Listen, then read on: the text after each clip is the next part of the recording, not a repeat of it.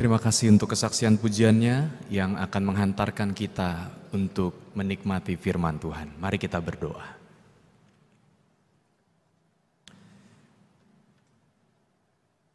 Kami sadar betul ya Tuhan, sebagai manusia yang terbatas, kami butuh sesuatu hal yang benar, yang baik, yang senantiasa memimpin hidup kami, yaitu adalah Engkau dan segala kehendak-Mu.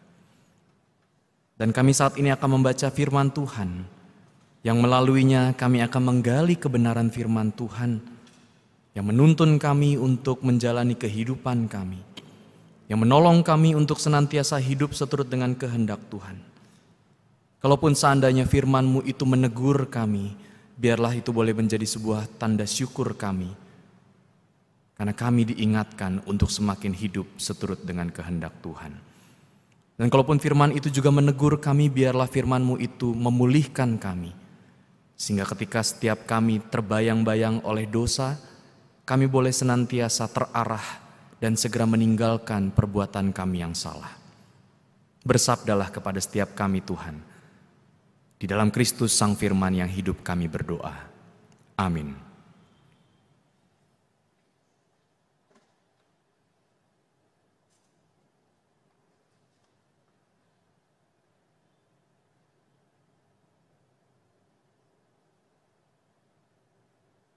Bacaan pertama diambil dari Yehezkiel 33 ayat 7 sampai 11.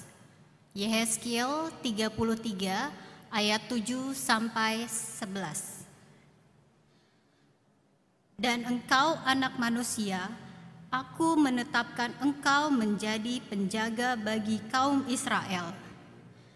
Bila mana engkau mendengar suatu firman daripadaku, peringatkanlah mereka demi namaku. Kalau aku berfirman kepada orang jahat, hai orang jahat, engkau pasti mati, dan engkau tidak berkata apa-apa untuk memperingatkan orang jahat itu supaya bertobat dari hidupnya, orang jahat itu akan mati dalam kesalahannya.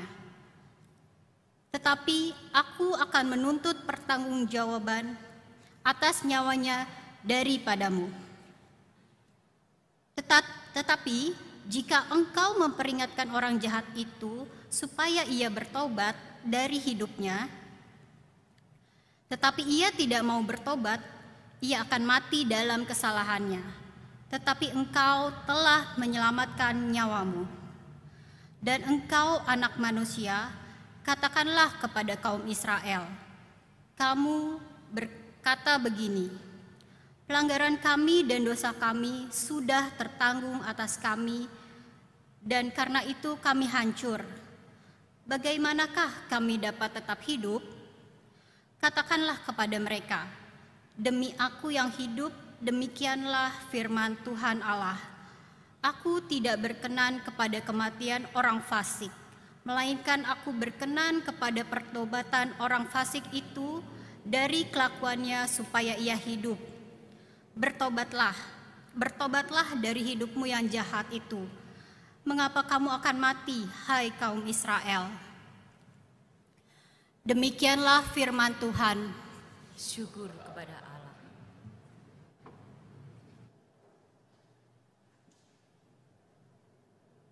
Marilah kita menanggapi firman Tuhan tadi dengan menyanyikan bersama-sama Mazmur 119 bait 33 hingga yang ke-40.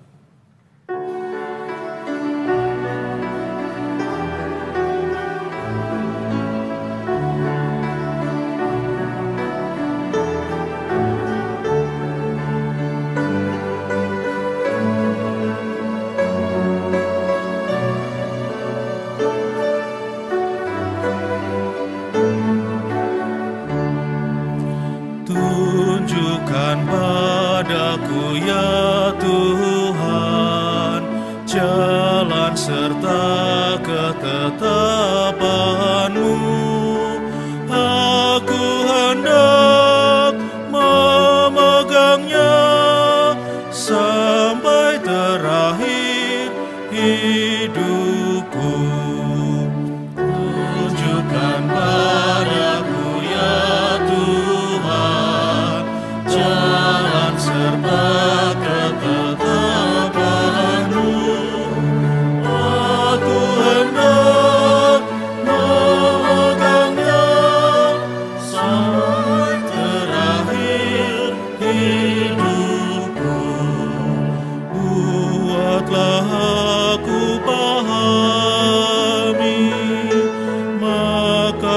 pegang teguh, kan ku pelihara Taurat-Mu Tuhan di dalam hatiku. Biar ku hidup turut petunjuk, karena ku suka perintah-Mu. Tunjukkan padaku ya Tuhan jalan serta ketetapan-Mu. Aku hendak memegangnya sampai terakhir hidupku. Condongkanlah hatiku pada peringatan-Mu. Lalukanlah mataku ya Tuhan dari hal yang hampa. Hidupkan aku pada jalan-Mu yang Kau tunjukkan padaku. Tunjukkan padaku ya Tuhan jalan serta ketetapan-Mu.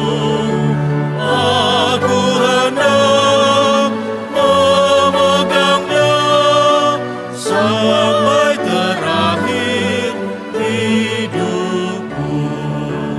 Teguhkanlah janji-Mu pada hamba-Mu ini. Lalukanlah celaku ya Tuhan, karena hukum-Mu baik. Sungguh ku rindu pada titah-Mu, karena Kau adil ku hidup. Tunjukkan padaku ya Tuhan jalan serta ketetapan-Mu. Aku hendak memegangnya sampai terakhir hidupku.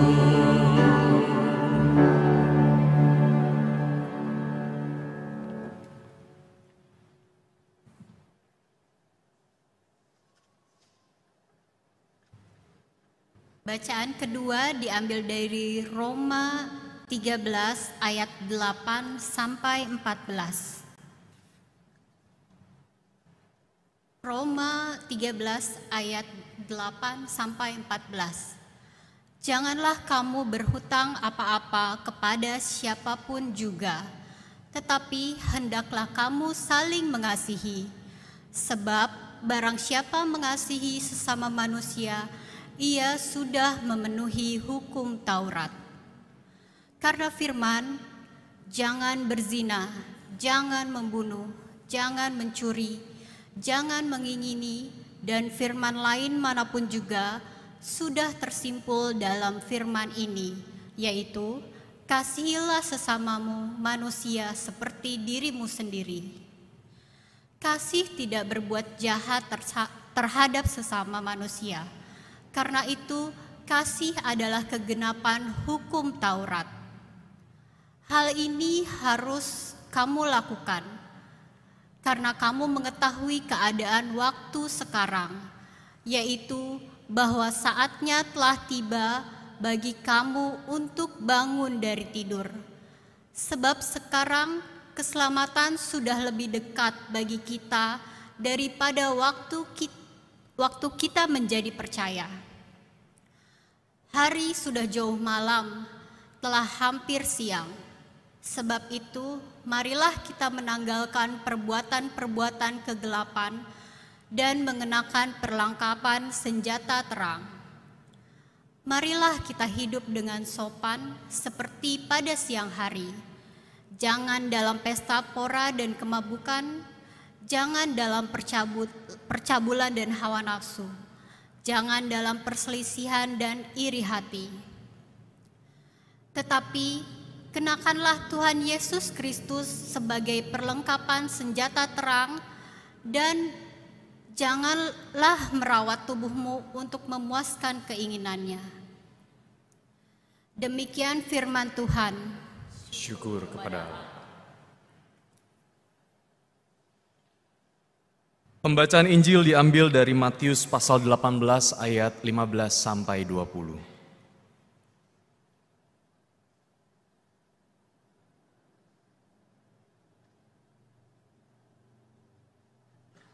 Apabila saudaramu berbuat dosa, tegurlah dia di bawah 4 mata. Jika ia mendengarkan nasihatmu, engkau telah mendapatnya kembali. Jika ia tidak mendengarkan engkau, bawalah seorang atau 2 orang lagi, supaya atas keterangan 2 atau 3 orang saksi, perkara itu tidak disangsikan. Jika ia tidak mau mendengarkan mereka, sampaikanlah soalnya kepada jemaat. Dan jika ia tidak mau juga mendengarkan jemaat, pandanglah dia sebagai orang yang tidak mengenal Allah atau seorang pemungut cukai. Aku berkata kepadamu, sesungguhnya apa yang kamu ikat di dunia ini akan terikat di sorga, dan apa yang kamu lepaskan di dunia ini akan terlepas di sorga. Dan lagi aku berkata kepadamu, jika 2 orang daripadamu di dunia ini sepakat meminta apapun juga, permintaan mereka itu akan dikabulkan oleh Bapa-Ku yang di sorga. Sebab di mana 2 atau 3 orang berkumpul dalam namaku, di situ aku ada di tengah-tengah mereka. Demikianlah Injil Yesus Kristus. Yang berbahagia ialah mereka yang mendengarkan firman Tuhan dan yang memeliharanya. Haleluya.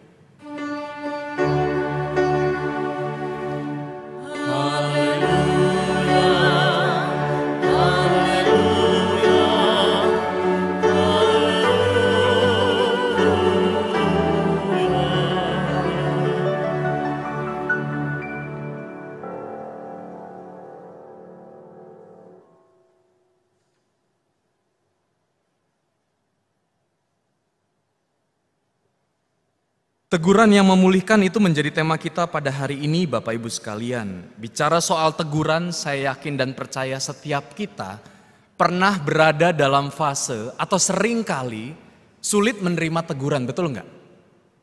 Pertanyaannya, apa yang membuat kita sangat-sangat sulit menerima teguran dari orang lain? Apanya? Betul enggak? Pernah kan berada dalam fase itu? Wah, dia ngomong saya males banget dengernya. Saya nggak salah, tapi ditegur. Nggak ditegur juga salah, ya kan? Tapi sulit banget untuk menerima teguran dari orang lain. Apa kira-kira? Apanya? Merasa benar. Itu sulitnya itulah, merasa benar gitu ya. Oke, apalagi? Sebenarnya kalau kita boleh dalami dan jujur, yang dipermasalahkan mungkin bukan hanya tegurannya atau tidak kepada tegurannya. Tapi yang menjadi permasalahan adalah ketika caranya, tujuan atau motivasi tegurannya itu, dan termasuk juga siapa yang menegur, betul nggak Bapak Ibu? Ya, oke, fine, saya ditegur. Tapi tunggu dulu, caranya jangan begitu dong. Tujuan Anda menegur saya apa misalnya begitu? Motivasinya apa? Atau siapa dulu yang menegur? Teman bukan, sahabat bukan, bos bukan. Karena memang bicara soal teguran-teguran yang kita dapatkan, seringkali kita mengklasifikasikannya dengan siapa yang berwenang memberikan teguran itu. Kalau dia atasan saya, oke. Kalau dia adalah orang yang berwenang memberikan teguran, misalnya polisi, apalagi orang-orang yang memang mengawasi hukum dan segala macam, kita melanggar, kita ditegur, bahkan dihukum, oke, saya bisa terima. Karena ada kewenangannya di situ, betul nggak? Ada otoritas di situ. Tapi yang kedua juga adalah ketika soal kedekatan. Wah, saya kalau ngomong sama anak saya yang perempuan, nggak bakal masuk nih. Kayaknya papahnya lebih cocok nih. Pah, tegur dulu anaknya, gitu ya. Kedekatan, betul nggak? Intimacy, attachment kita terhadap orang tersebut. Termasuk juga dengan teman. Atasan kita kayaknya nggak berani untuk negur dia, jadi dipanggil teman dekatnya. Sini, saya panggil. Tolong kamu kasih tahu dia. Kan karena kamu temannya dia nih, teman baik. Ya. Tolong kasih tahu dia. Kedekatan. Betul nggak? Ya. Sama kalau kita ditegur sama sahabat kita, rasanya oh ya udah, dia mau menegur dengan cara apapun saya bisa-bisa aja terima, betul ya? Tapi kalau ada orang yang kenal enggak apa segala macam negur, kita bisa tadi lebih ngegas. Betul? Sepakat? Kewenangan, kedekatan. Tapi juga tadi ya soal benar, ya ini kesalahan dan kebenaran itu. Kalau tegur ya udah cari yang salah aja, nggak usah merepet yang lain. Kadangkala yang ditegurnya atau esensi atau pesan tegurannya itu sudah, bumbunya yang banyak, merepetnya yang banyak. Betul nggak? Ya, mulai dari cara berpakaian kita, padahal yang salah bukan masalah cara berpakaian. Sehingga gara-gara itu yang benar pun jadi nggak tahu saya harus seperti apa. Karena apa? Teguran itu belum tentu penting menjadi. Karena apa? Tujuannya, motivasinya itu menjadi keliru. Ya. Apalagi yang sering kali jadi persoalan. Kelayakan. Maksudnya apa sih? Kelayakan. Kelayapan iya, baru saya ditegur tuh biasanya kalau kelayapan. Tapi kelayakan tuh maksudnya apa? Ini sering kali menjadi cara kita nih. Emang saya sudah layak ditegur? Atau jangan-jangan ini bicara soal kerendahan hati kita, apalagi kalau tegurannya itu datang dari Tuhan. Ya memang saya berdosa. Mungkin kejadian ini menjadi teguran dari Tuhan, ya kan? Seringkali kita mengasosiasikannya seperti itu. Jadi kelayakan, ya benar saya layak mendapatkan teguran ini. Tapi juga kadangkala sebaliknya, saya nggak layak. Kenapa harus saya? Kenapa enggak dia yang ditegur? Kenapa sakit penyakit ini bukan menjadi teguran buat dia yang udah hidupnya gak bener, gak pernah jaga kesehatan. Saya nih yang udah bagus, udah hebat, sakit. Ini apakah teguran dari Tuhan? Layak Tuhan, tunggu dulu dong. Seandainya kita bisa berdialog, bercakap seperti itu, asik kali ya. Tapi kan rasanya sulit. Nah, yang sering terjadi ketika bicara soal teguran itu sulit untuk kita terima adalah soal kesantunannya itu disampaikan. Kita bisa menerima teguran, tapi kalau caranya nggak santun, mau yang tadi salah atau benar, kendati pun kita salah, kita nggak akan pernah menerima teguran itu, betul nggak? Kita salah sebagai anak, orang tua kita negurnya mulut, tangan, semuanya main. Masuk nggak kira-kira teguran itu? Enggak. Besoknya ditegur lagi, nggak bakal didengerin. Karena mungkin kesantunannya tidak tidak dipakai. Termasuk juga ketika teman atau orang lain. Ya. Sepakat nggak Bapak Ibu dengan 6 hal ini? Ketika bicara soal saya sulit menerima teguran, sebenarnya bukan masalah tegurannya, tapi ini caranya, tujuan dan motivasi orang menegur saya atau saya ditegur, termasuk juga siapa yang menegur. Kalau satu dari sekian 6 ini tidak masuk kategorinya, lebih baik gak usah ditegur deh. Ya, gak usah pakai ada sekalian diingatkan dan segala macam. Tapi teman Bapak Ibu yang terkasih dalam Tuhan Yesus Kristus, jadi teman-teman kan, pengen manggil besti aja rasanya kan, kedekatan tadi ya.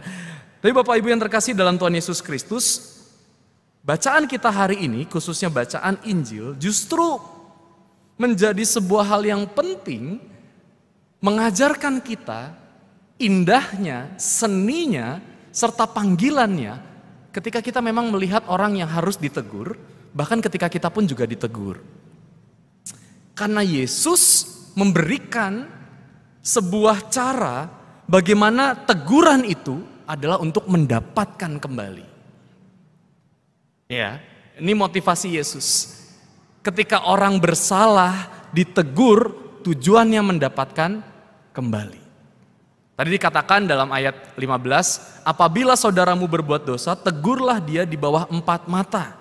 Jika ia mendengarkan nasihatmu, engkau telah mendapatnya kembali. Jadi memang tujuan dari cara Yesus ini adalah mendapatkan kembali. Karena memang pasal 18 ini bicara soal hubungan Tuhan dengan manusia dalam konteks berdosa atau tidak, tapi sekaligus juga relasi dengan sesama yang kadangkala dipenuhi dengan pelanggaran dan kesalahan. Nah, kata tegur di sini Bapak Ibu sekalian itu punya arti 3. Pertama, menunjukkan kesalahan. Kedua, meyakinkan. Dan yang ketiga, menginsyafkan. Jadi tadi motivasinya mendapatkan kembali, tujuannya menunjukkan kesalahan, meyakinkan dan menginsyafkan. Tadi tujuan udah masuk dong, ya kan? Apalagi? Cara.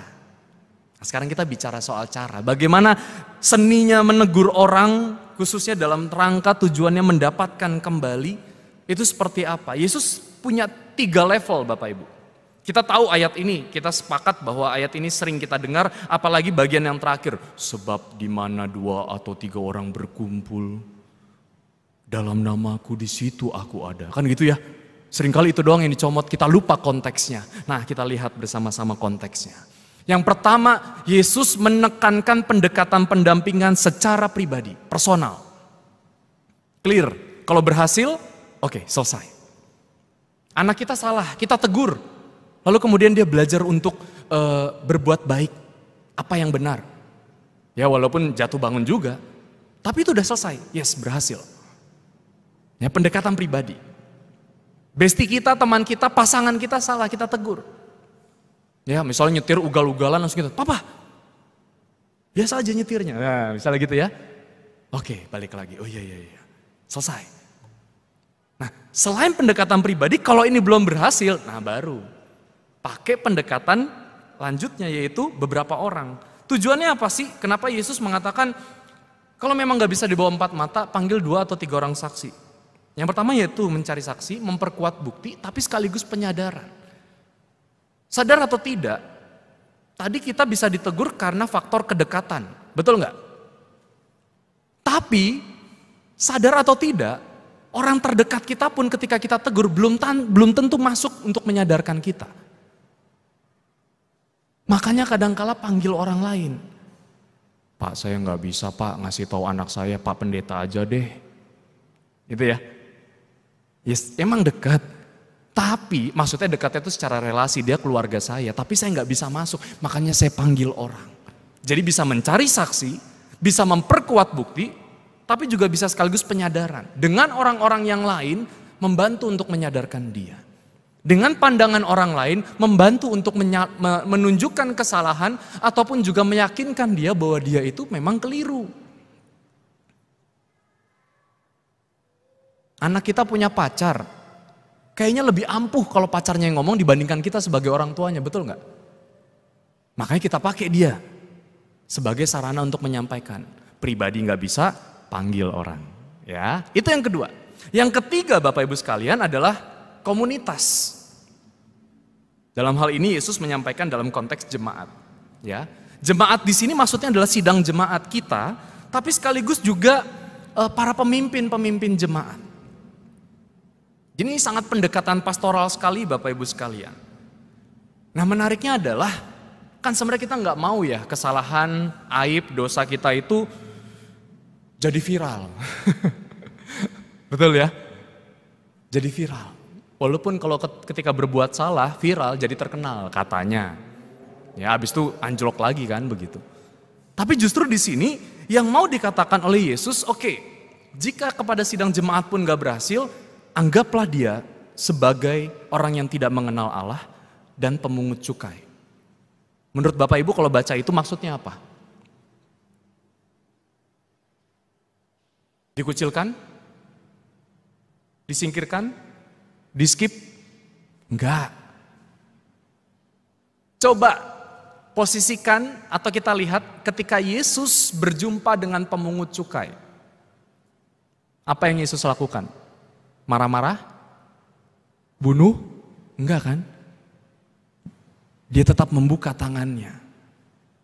Jadi mau dikatakan walaupun nanti dalam konteks yang lebih luas ditegur juga nggak bertobat, nggak berubah, jangan tutup dirimu untuk tetap menegur dia atau membuka dirimu untuk tetap menyambut dia. Sama seperti Yesus ketika menyambut seorang pemungut cukai. Matius itu kan pemungut cukai kan, murid Yesus. Sama ketika orang-orang yang tidak mengenal Allah yang berjumpa dengan Yesus, perempuan yang pendarahan dan segala macam. Jadi bukan dikucilkan, ini yang seringkali terjadi. Orang berdosa, begitu jemaat udah tahu, oke, ekskomunikasi. Siasat gereja. Betul ya? Ini menjadi sebuah dilematis Bapak Ibu sekalian. Tapi kata Yesus, no, tunggu dulu. Teguran itu memang sekali dua kali mungkin tidak bisa mengubah dia. Bahkan sampai kepada lingkup yang lebih luas, ruang lingkup yang lebih luas. Tapi justru disinilah sebuah panggilan kita. Bukan hanya menutup diri, udahlah dia gak mau saya cut aja, itu kebiasaan kita. Tapi enggak, tetap membuka diri. Walaupun saya sadar itu ada dilemanya. Dilema yang ditegur, keras hati, tebel telinga, gak sadar diri, gak rasa salah, pada akhirnya cuek, betul gak? Dilema yang menegur, capek hati, berat hati, omongannya jadi gak berarti, kadangkala kalau udah negur pikiran dan perilakunya tak terkendali, sampai pada akhirnya kalau dia memang gak mau berubah, kita juga tidak peduli. Betul nggak? Pertanyaannya teguran yang memulihkan di mana menjadi daya ubahnya? Kalau kita selalu berada dalam dilema yang seperti ini, kita yang ditegur kadang-kala kita mengeraskan hati, udah menebalkan telinga, masuk ini keluar atau bahkan langsung pakai headset, kelar, tutup pintu. Nggak sadar diri, nggak rasa salah, cuek. Sama yang menegur juga pada akhirnya bisa juga cuek. Embuh lah, terserahmu. Mau jungkir balik kek, mau gagal kek. Ya, nah Yesus justru menegaskan satu hal. Di dalam ayat 19 sampai 20 dikatakan, dan lagi aku berkata kepadamu, jika dua orang daripadamu di dunia ini sepakat meminta apapun juga, permintaan mereka itu akan dikabulkan oleh Bapakku yang di sorga. Yang garis kuning, sebab di mana 2 atau 3 orang berkumpul dalam namaku, di situ aku ada di tengah-tengah mereka. Kadangkala kita ada dalam dilema ini Bapak Ibu sekalian, ditegur dan menegur. Berada dalam posisi yang ditegur tidak mau berubah, yang menegur udah kecapean. Yang menegur udah makan hati. Ya berat hati, makan hati, sama-sama lah semuanya itu. Tapi justru ini menjadi sebuah penegasan, tenang. Kalau memang kamu datang bersama dia atau kamu menegur dia dan kemudian tidak ada perubahan, ingatlah pesan ini. Jadikanlah Yesus sebagai yang utama, sebab ketika engkau meminta untuk dia berubah, untuk yang berdosa itu sadar, jangan lupa peran Tuhan yang akan mengubahkan, Tuhan yang juga akan menyaksikan itu, serta Tuhan yang akan menobatkan. Kadangkala untuk menegur aspek emosi kita saja yang kemudian dikedepankan, betul nggak?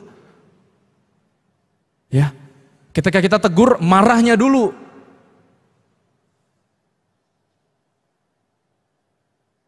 Tapi justru di sini teguran yang memulihkan adalah tempatkan Tuhan dalam posisi kita ditegur maupun menegur. Karena ketika kita berjumpa dengan orang yang menegur kita berdoa, di situ Tuhan menyaksikan. Dan saya yang keras hati, di situ Tuhan yang menobatkan. Nah ketika gantian kita yang menegur orang yang berdosa, dia nggak mau dengar, sama. Posisikan Tuhan. Karena dia yang akan menyaksikan, dia yang akan mengubahkan, dan dia akan menobatkan. Gimana? Dengan caranya. Kapan? Dalam waktunya.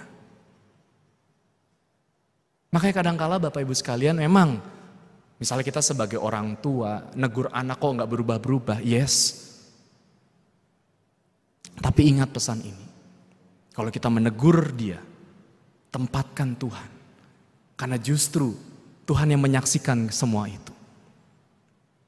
Bahkan Tuhan yang akan menobatkan dengan caranya. Teguran yang memulihkan Bapak Ibu sekalian yang tadi Yesus gambarkan dengan cara, tujuan, motivasi termasuk siapanya itu. Ini menjadi sebuah penghiburan bagi kita. Ketika ada sebuah kebiasaan kita, kalau kita rasanya negur itu nggak mau ditegur gitu ya. Atau menegur itu hanya mengedepankan emosi, hanya mengedepankan kepentingan sendiri. Tapi di sini justru Tuhan ingin menyibakkan, ingin memperlihatkan, no. Tuhanlah yang akan menyaksikan dan menobatkannya. Kamu bisa menjadi alatnya. Maka dari itu teguran yang memulihkan itu terjadi jika didasari dan disadari dengan perspektif kasih. Maksudnya apa? Didasari dan disadari. Ini menjadi sebuah penghiburan bagi kita Bapak Ibu sekalian. Kalau kita ditegur, sadarilah kalau kita merasa bahwa oh saya ditegur. Pakainya perspektif kasih, sadarinya.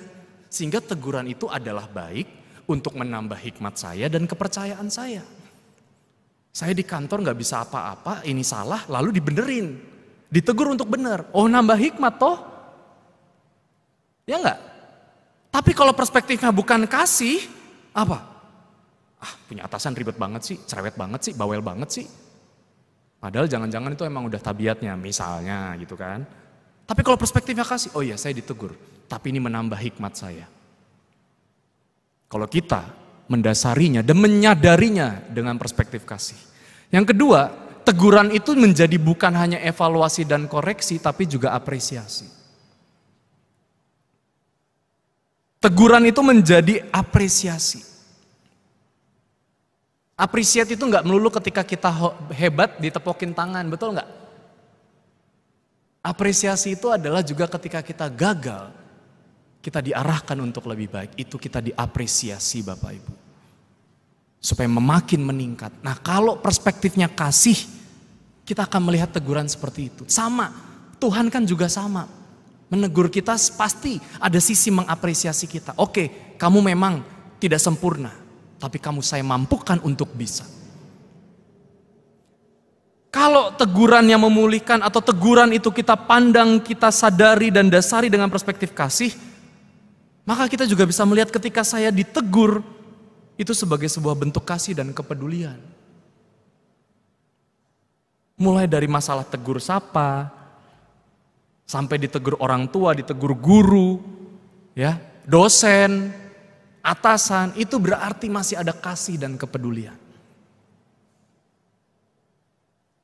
Dan kalau perspektifnya adalah perspektif kasih, maka ditegur pun itu dapat kita maknai sebagai cara Tuhan mendewasakan kita Bapak Ibu. Beda ya. Kalau tadi masalahnya adalah cara, tujuan, dan siapa yang menegur, kita bisa berdebat tuh di sana, siapa yang layak, siapa yang wenang, siapa yang dekat, siapa yang santun dan segala macam atau bagaimana. Tapi ketika kita pun mendapatkan itu, kalau itu perspektifnya kasih, Tuhan terima kasih bahwa Engkau menegur saya dan teguran ini menjadi cara saya untuk menjadi pribadi yang dewasa. Setuju Bapak Ibu? Inilah teguran yang memulihkan. Bukan hanya mendapatkan kembali, tetapi kemudian memiliki hati yang berbesar hati untuk menerima teguran itu sebagai cara Tuhan hadir, cara Tuhan memelihara, dan cara Tuhan menolong kita. Maka dari itu, saya memberikan tips-tips tipis-tipis. Ketika memang kita harus menghadapi dan menerima teguran, sehingga teguran itu bukan hanya sekadar sesuatu yang menyakitkan, walaupun pada awalnya menyakitkan, tetapi juga akhirnya memulihkan. Yang pertama adalah listen. Bukan cuma hear, listen, simak betul. Dan biasanya kalau habis orang ditegur, di sini rasanya panas, betul nggak Bapak Ibu? Ya, kita habis ditegur nih, apalagi karena kesalahan, rasanya panas. Maka yang kedua, breathe, tarik nafas, atur nafas. Kok bisa Pak? Justru itulah yang membuat kita tetap terkendali. Termasuk ketika orang mau menegur, ini menjadi penting, breathe. Kita udah membayangin, wah saya nggak tega negur dia, saya ini, ntar kalau saya tegur dia gimana. Tapi ini bisa menjadi cara. Yang ketiga, reflect. Reflect itu apa? Tarik diri dulu. Bentar, tadi dia ngomong begini. Nafas membuat kita tenang kan, betul ya? Terus kita reflect. Iya ya, kayaknya di bagian ini deh saya salah. Iya sih, bener sih. Introspeksi, betul? Dan kemudian jangan lupa sortir. Mana yang benar-benar, mana yang itu cuman bumbu. Kadangkala teguran itu tidak bisa menjadi efektif karena bumbunya yang kita pusingkan, isinya kita kesampingkan. Kenapa? Kita langsung refleknya dalam artian refleks untuk marah. No, tapi listen dulu, breathe, tarik nafas, tenangkan dulu, oke. Reflect, sort, tapi juga pada akhirnya thanks, bersyukur. Dengan perspektif kasih tadi, bahwa ini jangan-jangan cara Tuhan mendewasakan saya. Dengan mendewasakan saya bertambah hikmat, saya bertambah keyakinannya. Tuh ya, balik lagi ke slide sebelumnya tadi itu. Dan pada akhirnya kalau memang itu benar-benar sesuatu yang harus kita ubah, berubahlah. Jadi apa? Listen, breathe, reflect, sort, pilah dulu. Karena biasa di kepala kita ini udah overthinking, banyak pikiran. Betul ya? Omongan ini kita pikirin dan segala macam sampai yang masalahnya tidak benar jadi keliru dan seterusnya. Tapi kita syukuri bahwa masih ada orang loh yang menegur saya dan teguran ini masih penting. Kalau memang itu tepat, berubahlah. Sehingga teguran-teguran yang kita dapatkan itu memulihkan, satu. Yang kedua, kalaupun kita menegur orang, kembali ke slide yang sebelumnya, kita dasari dan sadari dengan perspektif kasih seperti yang Yesus ajarkan. Selamat mengalami teguran Tuhan dan selamat menegur sehingga orang yang berdosa dan bersalah kembali ke jalan yang benar. Amin. Saat hening untuk kita sekalian.